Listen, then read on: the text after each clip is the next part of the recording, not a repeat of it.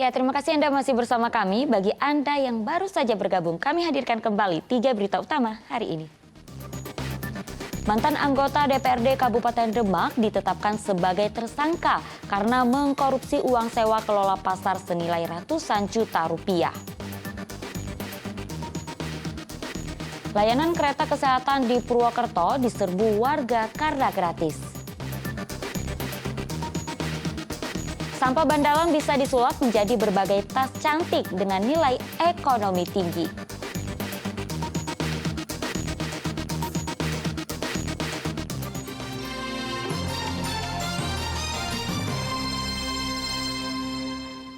Gubernur Jawa Tengah Ganjar Pranowo membuka porseni penyuluh KB tingkat Jawa Tengah di Gor Indoor Trisanja, Kabupaten Tegal. Ganjar mengapresiasi peran penyuluh KB mensukseskan program keluarga berencana serta penanganan stunting. Di hadapan ribuan peserta porseni penyuluh KB se-Jawa Tengah di Gor Trisanja, Kabupaten Tegal, Gubernur Jawa Tengah Ganjar Pranowo menegaskan pentingnya mensukseskan program keluarga berencana agar terwujud keluarga kuat dan sejahtera. Ganjar mengapresiasi penyuluh KB mensukseskan program KB di Jawa Tengah maupun nasional. Penyuluh KB juga dinilai sangat berperan menangani stunting, sehingga jumlah penderita stunting menurun cukup signifikan.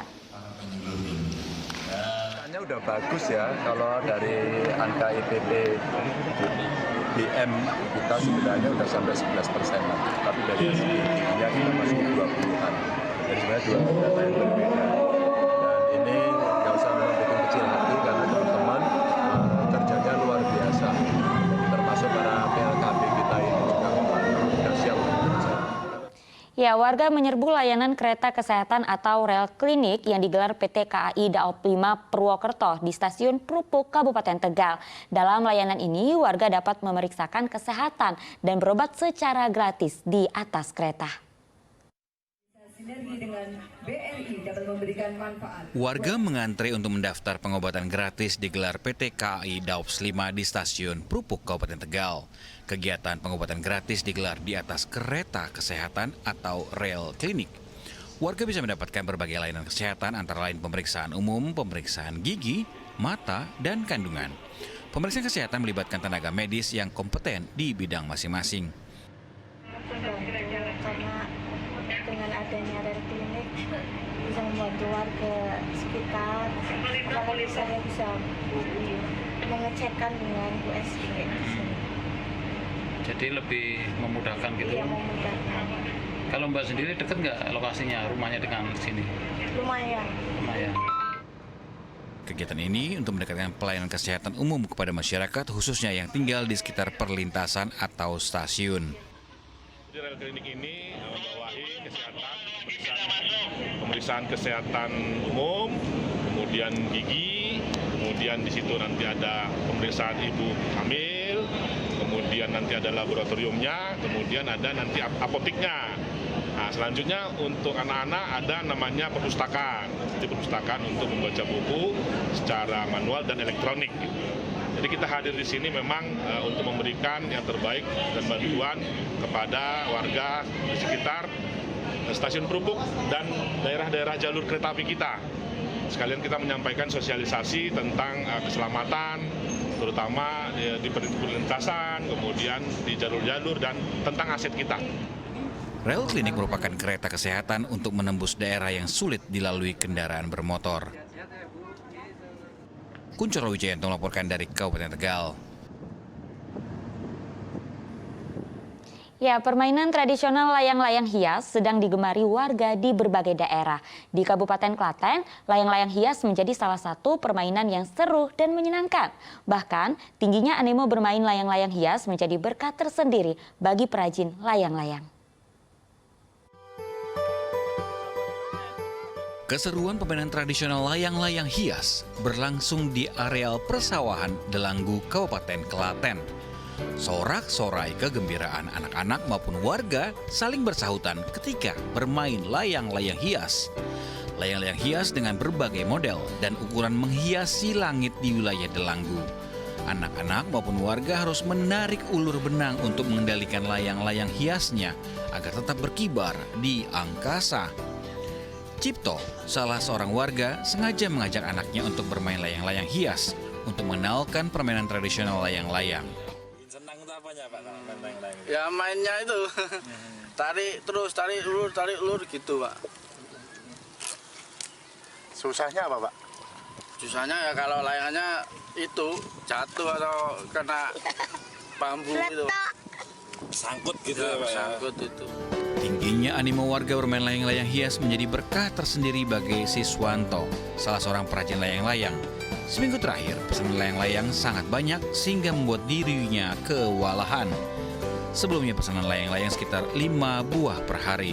Kini, pesanan dapat mencapai 10 layang-layang per harinya. Yang dibuat itu, layangannya itu, mula-mula itu layangan adu Mas. Layangan adu yang jenis kotak itu, yang untuk sangkutan itu.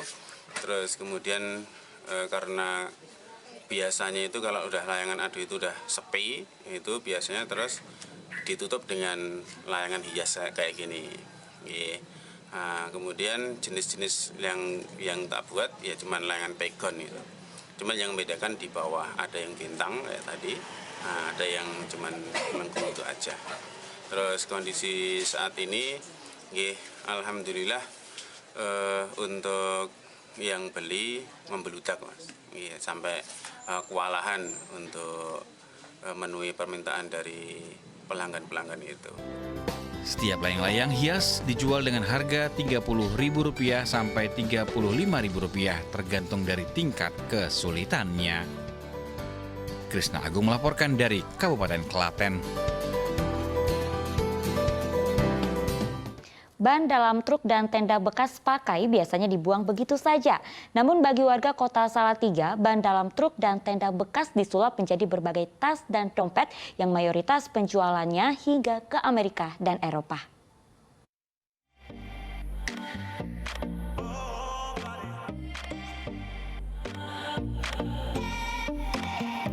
Siapa sangka tas dan dompet ini terbuat dari ban dalam truk dan tenda bekas pakai. Ya, ide pembuatan ini datang dari warga Tetep, Kelurahan Tegal Rejo, Kota Salatiga, bernama Sindu Prasetyo. Ide kreatif ini mengubah ban bekas truk dan tenda bekas yang bagi sebagian orang tak berharga lagi. Pembuatan ban bekas menjadi aneka tas dan dompet disebut dengan upcycle, karena proses perubahannya bentuk dari barang bekas ke barang yang berguna dalam bentuk dompet dan tas. Ide menciptakan aneka tas dari bahan bekas muncul pada tahun 2010. Awalnya mencoba dari plastik, namun plastik kurang kuat dan awet. Setelah melewati banyak eksperimen, akhirnya ia bertemu dengan ban bekas truk kontainer yang mempunyai ukuran besar. Kelebihan ban bekas truk mudah diolah, kuat, tahan air, dan tentunya awet. Selain itu, ban bekas truk juga tersedia dalam jumlah yang melimpah. Akhirnya Sindu menetapkan untuk mencoba berkarya menggunakan bahan ban kontainer bekas, serta sudah memiliki pelanggan pemasok ban bekas dari Kota Semarang. Mulanya dulu dari ini yang kecil-kecil aksesoris, gelang, anting, kalung, terus ke dompet, tas, terus sampai saya ke furniture, terus ke perabot rumah tangga, seperti itu ya Mas. Kalau sekarang Mas, ada berapa item Mas sekarang? Kalau item mungkin bisa 40 sampai 50 ya, sama produk yang lainnya ya, sama yang produk perlengkapan dapur itu mungkin bisa sampai 50. Kalau tas dan dompet itu jualannya kemana aja Mas? Tas waktu pertama kali tahun 2010 saya buat itu masih di pasar lokal, terus saya tapi sadar waktu itu konsep seperti ini, penghargaan yang tinggi itu di luar negeri terutama Eropa. Terus saya melihat potensi Indonesia itu kan punya ini Mas, pasar pariwisata yang lumayan itu ya, di Jogja apalagi Bali itu. Terus saya coba ikut pameran-pameran di sana di Jogja dan Bali, dan seperti harapan saya waktu itu, dan benar memang masyarakat terutama Eropa dari luar itu penghargaan akan produk semacam ini tinggi. Terus ketemukan buyer dari Inggris, dari Prancis. Dalam sebulan rata-rata Sindu memproduksi berbagai jenis tas dan dompet hingga 400 buah dengan harga jual dompet Rp150.000 hingga Rp350.000. sedangkan harga tas dari Rp300.000 hingga Rp1,2 juta. Menariknya, pangsa pasar 70% untuk Eropa, sedangkan 30% untuk dalam negeri. Yulianto melaporkan dari Kota Salatiga. Ya, seorang pemuda di Kabupaten Klaten menyulap motor klasik menjadi motor listrik. Selain ramah lingkungan, motor listrik dinilai lebih praktis dan mudah dalam perawatan. Motor listrik buatannya dapat melaju dengan kecepatan 90 km per jam.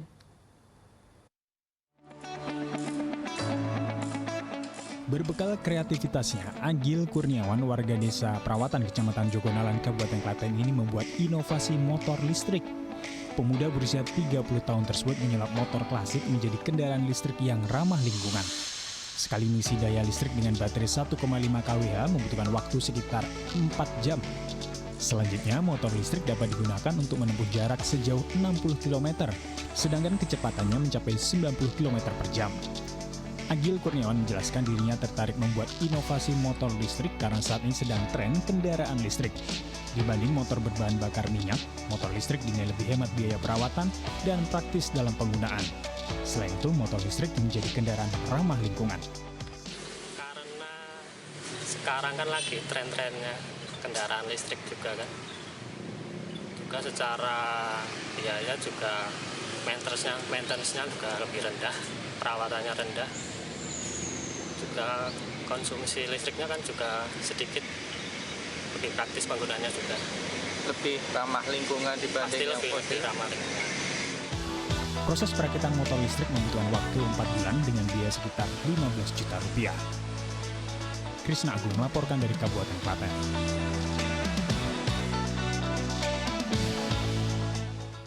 Informasi tadi mengakhiri jumpa kita hari ini. Atas nama rekan yang bertugas, saya Auriga Gustina mengucapkan terima kasih atas kebersamaan Anda. Selamat beraktivitas dan sampai jumpa.